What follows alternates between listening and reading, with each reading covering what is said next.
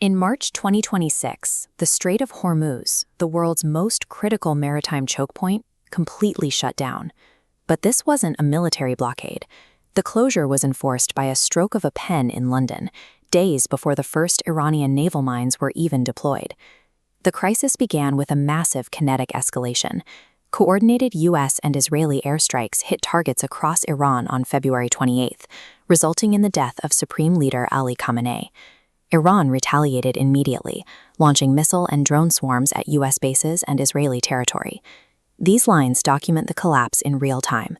On the right, the red line, representing daily tanker passages, plummets from 40 ships a day to near zero in less than a week. The blue line for other commercial vessels follows the same vertical drop. At the moment those lines hit zero, there were no physical barriers across the strait. No Iranian Revolutionary Guard fleet was standing in the way of commercial transit. Yet the world's most vital energy artery simply stopped flowing. For decades, military doctrine focused on the physical defense of these waters against mines and missiles. In 2026, that doctrine failed.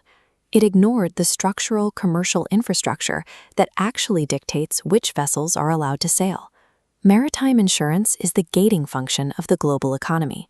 To legally enter a port or secure cargo financing, a vessel must carry specific coverage for its hull, machinery, and war risks. Without active insurance, a ship cannot operate. Within 48 hours of the initial airstrikes, the Joint War Committee in London redesignated the entire Arabian Gulf as a conflict zone. This committee isn't a government body, but its risk assessments govern the global shipping market. This designation triggered a financial cascade. War risk premiums surged fivefold immediately, eventually reaching 60 times their pre-crisis rates. Ship owners were quoted $30,000 per week for coverage that previously cost $25,000 per year. Transit became mathematically impossible for most operators. This is the insurance weapon. By launching a limited military strike, an adversary triggers a self-executing commercial blockade. Each actor in the insurance chain follows their own institutional incentive to withdraw coverage, and the system shuts itself down without the need for a sustained naval operation. Conventional analysis treats Hormuz as a gas station for crude oil, but stripping away petroleum reveals that the nations behind this choke point are the primary suppliers for dozens of critical industrial products. This chart shows the Gulf's market share for key industrial products skyrocketing since the mid-90s. Tracking the red and brown lines reveals our massive reliance on the Gulf for hydrocarbon derivatives and urea fertilizer, materials essential to global agriculture that cannot be sourced elsewhere. Closing the Strait of Hormuz halts the chemical supply chains required to manufacture basic global goods. This goes far beyond a localized fuel shortage. It is a manufacturing halt for foundational industries. This bottleneck mechanism means a Middle East energy shortage triggers a direct drop in global food yields. Fertilizer production requires natural gas as a primary feedstock. Without substitutes, blocking this gas means chemical producers face immediate cost spikes or total production halts. Traditional trade models often underestimate this impact because they assume firms can easily switch to alternative inputs.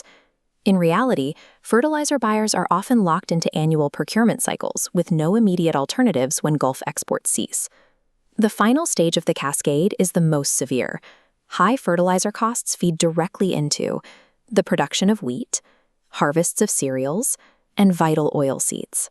Ultimately, the remote energy crisis at the Strait of Hormuz becomes a devastating food security crisis for the rest of the planet. This map shows welfare changes caused by the Hormuz closure.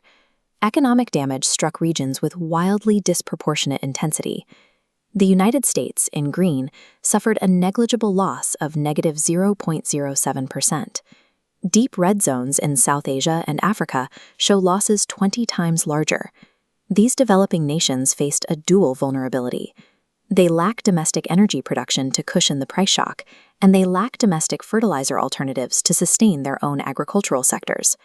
The victims of this crisis were the populations in the global south who depend most on affordable food and energy, not the military powers involved in the initial strikes. Indonesia felt this pressure directly when two of its state-owned Pertamina tankers, the Pride and the Gamsenoro, were stranded in the Persian Gulf. They couldn't move while the strait remained closed by the Iranian blockade. The Indonesian government was forced to lobby the Iranian authorities for safe passage. To maintain its domestic energy supply, a major non-aligned nation had to actively negotiate with a belligerent state to move its own cargo. This vulnerability has triggered a global scramble for alternative supply lines.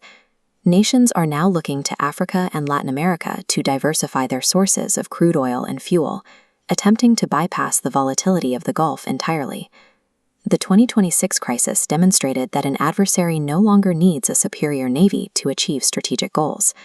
By leveraging the logic of the insurance market against critical chemical bottlenecks, they can paralyze the supply chains that sustain the world's most vulnerable populations.